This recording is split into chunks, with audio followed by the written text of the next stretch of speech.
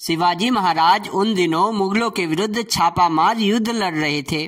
रात को थके होने के कारण वे एक बुजुर्ग वनवासी महिला की झोपड़ी में जा पहुंचे और कुछ खाने पीने की याचना करने लगे।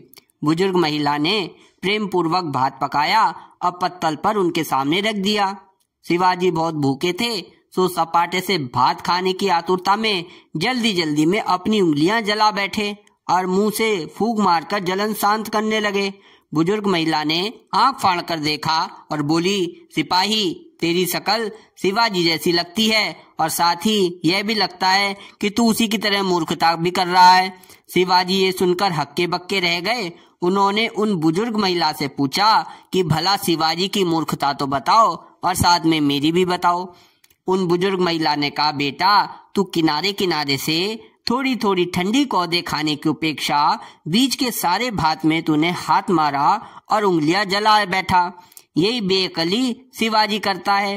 वे दूर किनारों पर बसे छोटे छोटे किलों को आसानी से जीतते हुए शक्ति बढ़ाने की अपेक्षा बड़े किलों पर धावा बोलता है और विफल होता है। शिवाजी महाराज को अपनी रणनीति, अपनी स्ट्रेटेजी की विफलता का कारण ज्ञात हुआ। उन्होंने उन बुजुर्ग महिला की सीख मानी और पहले छोटे लक्ष्य बनाए और उन्हें पूरी करने की रीति नीति अपनाई। छोटी सफलता पाने से उनकी शक्ति बढ़ी और अंततः बड़ी विजय पाने में वे समर्थ हुए। किसी भी कार्य का शुभारंभ मतलब स्टार्टिंग हमेशा छोटे छोटे कदमों से होती है, पर यथार्थता की प्रकाश किरणें इतने मात्र से एक व्यक्ति की जीवन धारा ही बदल देती है। इसको आप एक एग्जाम्पल से भी समझ लीजिए।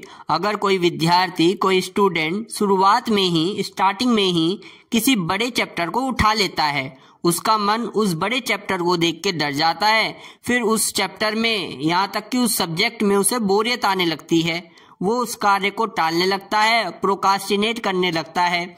इसलिए स्टार्टिंग में हमेशा छोटे छोटे कदमों को उठाना चाहिए और अपनी शक्ति बढ़ानी चाहिए।